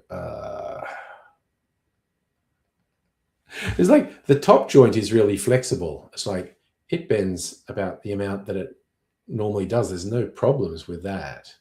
It's fine. It's the middle joint that's just not working. It's fucking bullshit. Anyway. Yeah, malicious glee is what you take issue with. I was being awful to awful people. Madam Butterfly, you missed work one time due to being sick, as because you were dizzy with it. Other than that, you come into work. No one else caught whatever you had. Yeah. And like I said, pre-COVID, I would always go into work sick unless I was just fucking leveled. Like I had to be really sick. Like unable to face things. So, yeah, but these days, it's like if I think, oh, is this a cold? You know what? I'm going to spare everyone else. And I just, message everyone and say, hey, I'm working from home. I think I might be sick and I don't want to give it to anyone else. But I'm not like laying flat out. So I'll be working from home. Like even when I had COVID, I didn't take sick leave. And my work was pretty good about it, but I was getting all my work done. But yeah, half the time I was actually, because we were isolating, I was in bed and I would get tired. I'd be just going, no. And it's like, okay, I don't have any meetings and I'm really tired. I'm going to put the laptop aside and I am going to sleep for an hour. But I managed to keep up with all my work. And so, yeah, I didn't have to take sick leave. Where, pre-remote working, I would have had to have taken a week or 2 off work because it's like, well, I can't go in like this. That's too much. That's too taxing. Bad for everyone, but particularly bad for me. But I can stay at home and sort of be in a comfortable environment and, do my office work or at least do most of it. But I never fell behind in any work when I was doing it, even though I did legit sometimes just go, that's probably enough of that. I'm going to put that aside and sleep for an hour. And then and I can't do that at work. Can't sort of go like, oh, I'm working for a while. Now I just need to go and lie down for a bit and then I can work some more. So, God, my productivity is so much higher with remote working. Like, fuckhead middle managers go, no, you got to make people come in. There's this reason and there's that reason and there's being part of it. It's like, fuck off. You're just some weird control freak. And you're also worried that if your whole job was just standing over people making them work and you're not standing over them, but they're still working, it's highlighted that you're fucking useless. And also the argument they make sometimes about, oh, yeah, you're not buying into the culture if you do that. And then you're more likely to just leave for another job. And it's like, yeah, fuck you. That's true. Justin, you had a classmate. Parent refused to let him stay home when sick. Found out, oof, that's not good. Yeah, no, that's unyielding authoritarianism, whether at home or at work or in government. It's never a good thing. It has very bad effects on people. When a butterfly you don't get colds or allergies as often. Pre-COVID, you were borderline tongue. See, there were more things to worry about with COVID. You're nothing's spending. All right, I'm going to put a bit of this in here. Oof, I've almost gone through another thing of this, which means making another batch of it, which means maybe making another batch of my syrup. was going to make a video of that for my YouTube channel. So the timing for that might be good. I do that in the next couple of weeks. You got sick leave when you got was COVID, state mandated, pretty awful. Shouldn't have drank a ton after starting. There's people say, "Oh, are you worried about you drink reasonably?" I definitely drink more than the health authorities say I should. I don't shy away from that. But if there was a reason for me to stop drinking, I'm comfortable I could, because in the last few years, it's like I've had COVID 3 times, and I had antibiotics one time, not to drink alcohol. But so there was like 4 times in the last 5 years I've just not drunk alcohol for a week or 2, and I was fine with that. And yes, that's exactly. In fact, the wording for the old-fashioned video, which I was editing today, which I've done 90% of the editing for, there's a bit where I talked about the syrup, and I said there will be a page in the book dedicated to how to make this syrup, because this is like my favorite thing I've ever made.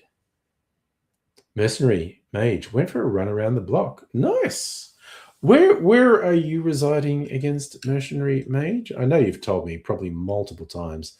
I have to brain like a sieve, in one ear, out the other. We are heading for a quite warm week here. It's like 29 today, and that's kind of average for the next week. What are they saying?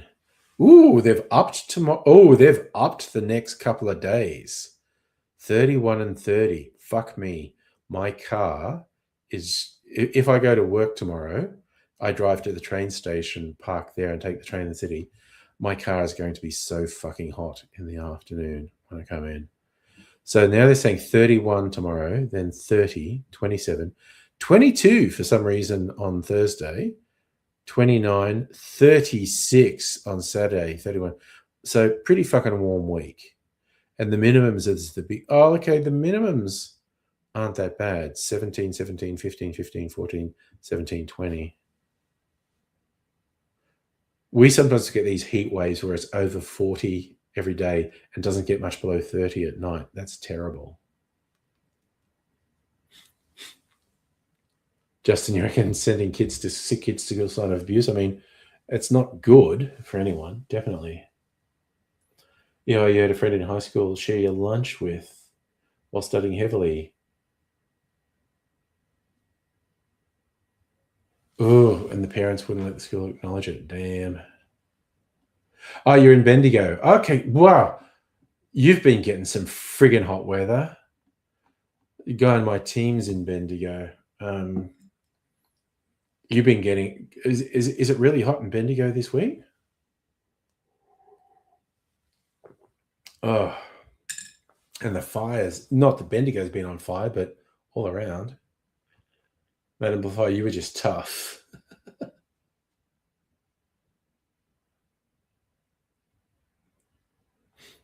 Where are you? Yeah, I see. This is the same thing. I'm sure you've told me multiple times, but I'm just reminding myself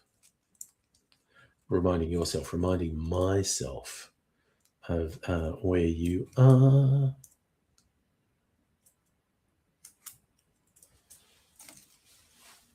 It's a hell of a thing. Just check that. Oh, it's almost bedtime. Just got to check something. Anything?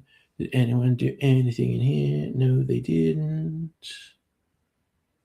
What are you doing here? I need to spin the wheel. No, come on. Give me a red or a green color here. Well, fuck. Got this random generator thing, and it's fucking me. Okay. Green. Do another green one. Come on. Let's go. Double down. Double down. Nice. Did it that time. I feel kind of good about that. All right. I feel good about that. We're going to spin the wheel a couple of times. No, blue is shit. I need it to land on yellow or red. Come on. Let's go. Yes, yellow. Okay. Now I need yellow or red again. Red. Fuck yeah. We're on super bonus on this. Come on. Double red. You'll make my night. That was the worst possible spin. Okay. Fuck you. I'm going to try it once more. Okay. I need another one of these power spins. No, not red. I need green or blue now. And that's red again, which is neither green nor blue. Now I need anything but yellow. So what's the bet? No, I got blue. Okay. Come on, give me a double blue to go to bed. No. Jesus, that's fucking shit too. Oh, damn. Okay, well, I'm going to stop that. It's just pissing me off. It's just pissing me off. Okay. I don't know what those letters mean, EOR.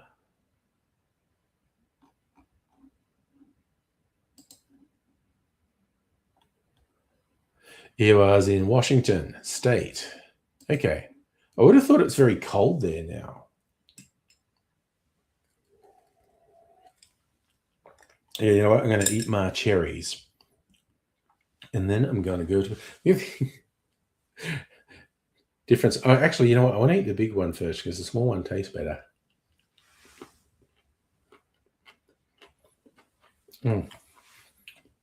Not many of those big ones left. They're nice. But I like the Laxado ones better. I'm so glad I found a steady source for the Laxado ones. Only a 5-minute drive away, which is nice. Oh man, I fucking love those cherries. They're so good. All right. Yum. Yum. It's getting all those yummy flavors. You like olives? Ooh, I'm not an olive person on pizza or anywhere. Remember, your oldest nephew was 8, caught chicken pox. A few days before Halloween, still went trick or treating. God, gave everyone chicken pox. Oh, my youngun's got chicken pox. I'd never had chicken pox, so they gave it to me. And everyone's going, ooh, chicken pox as an adult. This is going to be terrible. And I had a fever for like 2 days, and that was it. I mean, it was itchy as fuck. But I had flu-like symptoms for 2 days. That was okay. But yeah, the potential for complications from chicken pox are real, but nothing compared to measles. Oh shit, the chance of complications from measles, very unsettlingly high. So I'm going to go sleepy bobos, nighty night to you all. Probably streaming on Tuesday, unless I am actually sick. I'm not feeling great now. We'll see what I'm like in the morning. But y'all take care, you hear? And I'll see you another time. But bye for now. You are totally fucked up!